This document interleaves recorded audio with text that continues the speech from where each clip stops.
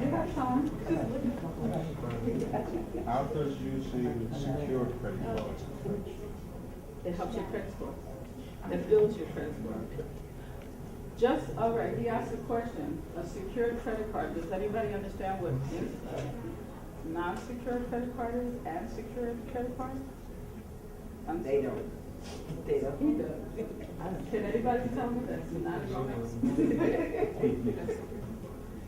What is it? No.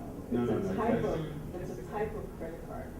There's one that's called unsecured, and there's one that's called secured.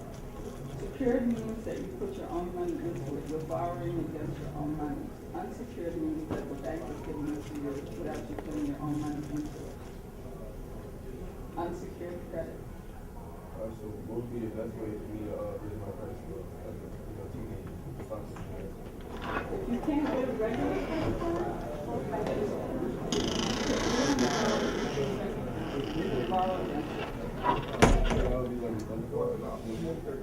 Not exactly. It is a credit card. It's considered a credit card. It's not a debit card because it's your money that they're holding, and you're borrowing against your own money every month and paying it back. So they can never take a loss with that because it only hurt you. But it will hurt your credit report if you don't pay on time. That's the trick. So I can do that now since I'm only 17. Try. Yeah, you got a job, you want to put your money in. But you gotta find out with the bank. I don't know. It might Certain be banks 18. don't do it. Chase It might be doesn't do it 18. anymore. Oh, Chase doesn't do it? They don't do secure credit cards anymore. Oh, you know. Bank of America, I think, does. Yeah. I tried Capital One. Bank of America. When did Chase start doing Recently. Yeah. Recently it's not. Someone behind me. Of course. When you use your debit card, this kind of goes to what you said. Okay, then. Got a question, young people? When you use your debit card, sometimes you can run the debit card as credit. Sometimes you can run the debit card as a debit. A debit. So when you're running it as credit, is that essentially a secure? No. It's still a debit card. Interesting. It's always a debit card, Okay. no matter what. She was asking a question, is your debit card considered credit? No. Your debit card is always a debit card. Even though you can borrow like it's a credit card, it's just a play on words. Okay. When you really look at it. It comes out. It's just not, it's not coming out right away. Uh, If you look at your bank account, when you use it as a credit card, when you go to ShopRite or any place, you don't see it right away, and then it might say pending. But as a debit, it's a direct take out of your checking. Gotcha. Okay. Okay, I'm done. Thank you. You're welcome. I'm not going to use everything on here. Okay, a few credit truths. Credit repair. Removing unsatisfied tax liens and judgments, they don't go away. They may come off the credit report and improve the credit score, but they still come up on in the title search and must be settled before closing. Now this is really pertaining to mortgages.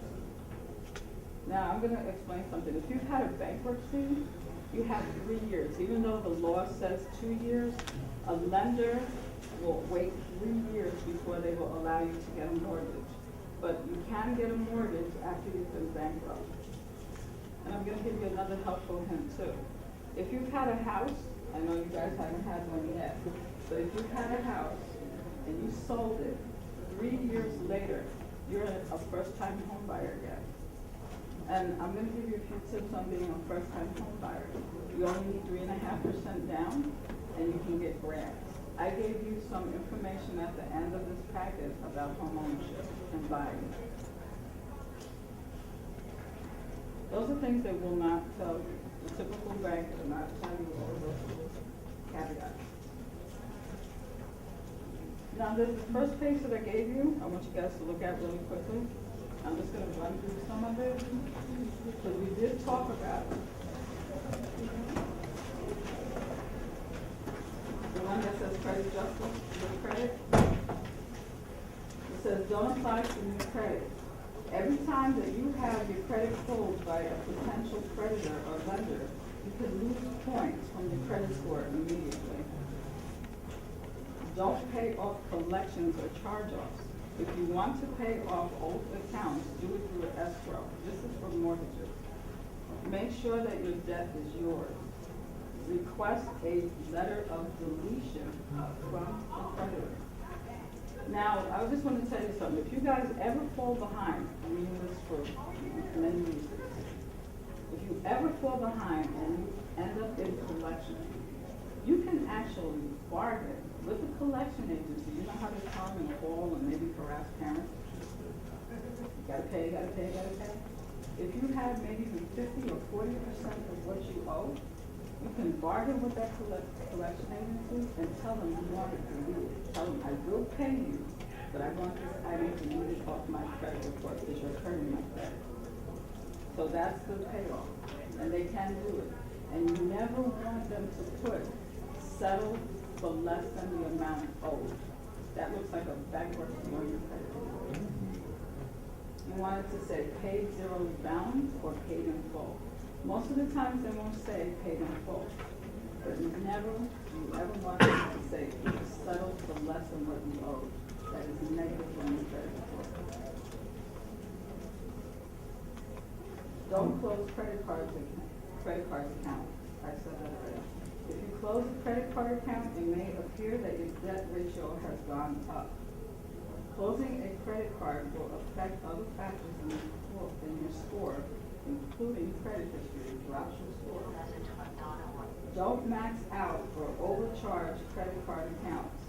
Try to keep your credit balances below 40% of their limit during the loan process. If you pay down balances, do it across the board. So if you're trying to pay down stuff, try to do it all together. Everybody's not always in that position. Now, what I want to really share with you too, not only should you keep your credit good, try to save money. Try to open up a savings. When you start working, put something aside for a rainy day. This way you don't try to charge up your credit card. Because most people, they start relying on their credit card because they become unmanageable. They spend too much money, but something happens, and now you gotta run up your card. And you might not be able to pay it back right away. So that puts you in a hole. So you always wanna keep the mindset, keep your credit going. Your credit is your life right now. I can't really enforce that as much as I'd like to, but moving forward, you guys are in high school, getting ready to go to college. You want the best that's out there for you. The better your credit is, the better job you're gonna get. You're gonna be able to move in a nicer place. Even if you don't wanna buy a house right now, you'll be able to afford a nice rental in a nice area. And we all wanna live well. That's our goal. You don't have to live in $1 million property, but you wanna be comfortable.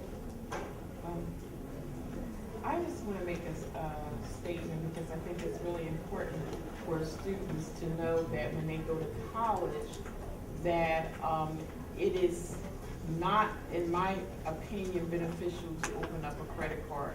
I know for me, from my experience in college, when I they target college freshmen and sophomores. Right, and right, but you have one. Yes, absolutely have one. But I would say wait until they get into their junior or senior year. Now, because I was able to, when I got out of college and get a good job, and able to pay it and keep it up, but it was still a burden. It took me about 8 years now. I was still able to, I purchased my home at the age of 27 years old. Okay.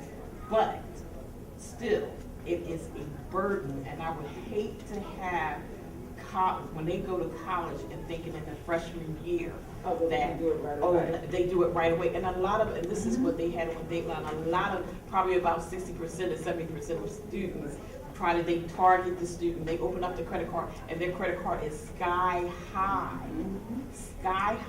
which mine was. And unfortunately, I was able to pay mine back for 8 years, but it's a burden. So I'm saying to the students here, don't think like, oh my God, I'm gonna go to college my first year, and I'm gonna open up a credit card so I can get all this money. You know, they better try to wait until like their 3rd or 4th year.